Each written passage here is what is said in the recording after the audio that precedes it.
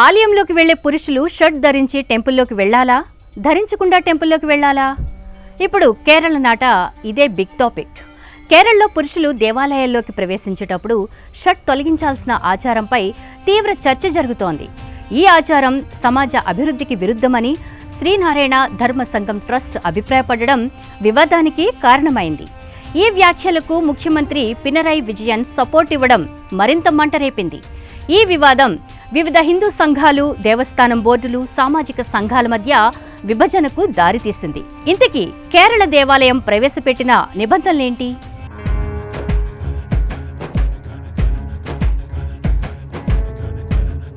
కేరళలోని చాలా దేవాలయాలు పురుషులు షర్ట్ లేకుండా టెంపుల్లోకి ప్రవేశించడం అవసరమనే నిబంధనలను పాటిస్తున్నాయి. అయితే ఈ ఆచారం అవుట్డేటెడ్గా ఉందని, సమాజంలో మారుతున్న ఆలోచనలకు అనుగుణంగా మార్చాలని శ్రీనారాయణ ధర్మసంఘం ట్రస్ట్ స్వామి సచ్చిదానంద అభిప్రాయపడ్డారు. శ్రీనారాయణ ధర్మసంఘం కేరళలో ఓ ప్రముఖ సామాజిక ధార్మిక సంస్థ.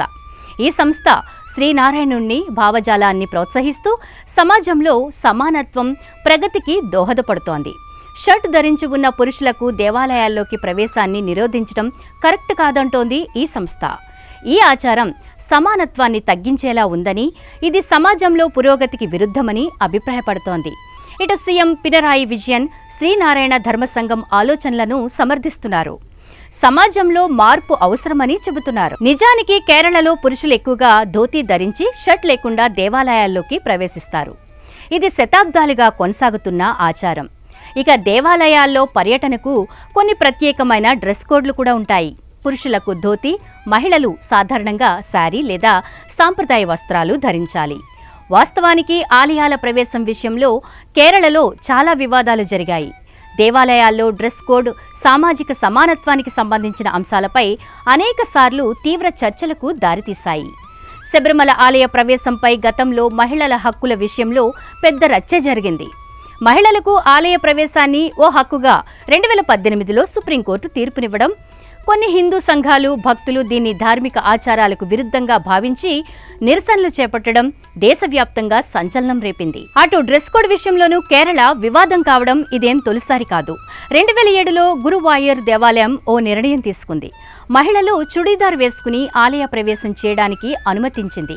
అంతకుముందు కేవలం చీర ధరిస్తేనే ఆలయంలోకి ఎంట్రీ ఉండేది. గురువాయూర్ దేవాలయ నిర్మాణాన్ని కొందరు సంప్రదాయవాదులు గట్టిగా వ్యతిరేకించారు. నిజానికి కేరళలో దేవాలయ ప్రవేశాలకు సంబంధించి వివాదాలు సామాజిక, ధార్మిక, చట్టపరమైన అంశాలతో ముడిపడి ఉంటాయి. సమాజంలోని మార్పులకు అనుగుణంగా ఈ ఆచారాలను పలు సందర్భాల్లో సవరించారు కూడాను. ఇక కేరళలో చాలా ఆలయాలు కొన్ని కుల సమూహాల ఆధ్వర్యంలో ఉంటాయి. దేవాలయాల్లో ప్రవేశానికి తక్కువ కులాల వారికి గతంలో అనుమతి ఉండేది కాదు. 9వ దశాబ్దాల ముందు వరకు దళిత కులాల ప్రజలకు కేరళ ఆలయాల్లోకి ప్రవేశమే లేదు. 1936లో మహాత్మా గాంధీ నాయకత్వంలో ఉద్యమం జరిగింది. నాడు శ్రీమూలం తుంగతుర్తి రాజు దళితులకు ఆలయ ప్రవేశానికి అనుమతినిచ్చే ప్రకటన చేశారు. శ్రీనారాయణ గురు, మహాత్మా గాంధీ, అంబేద్కర్ లాంటి వారి సమానత్వ ఉద్యమాలు కేరళలో దేవాలయ ప్రవేశ నిబంధనల మీద ప్రభావం చూపాయి, ఇప్పటికీ చూపుతూనే ఉన్నాయి. అందులో శ్రీనారాయణ గురు సిద్ధాంతాలపై నడిచేదే శ్రీనారాయణ ధర్మసంఘం. ఇప్పుడు పురుషులను షర్ట్ వేసుకున్నా అనుమతించాలని డిమాండ్ చేస్తున్న సంస్థ.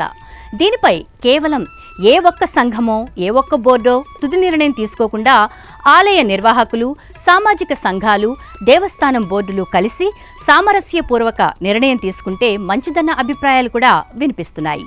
దీనిపై మీ అభిప్రాయాన్ని కామెంట్ చేయండి.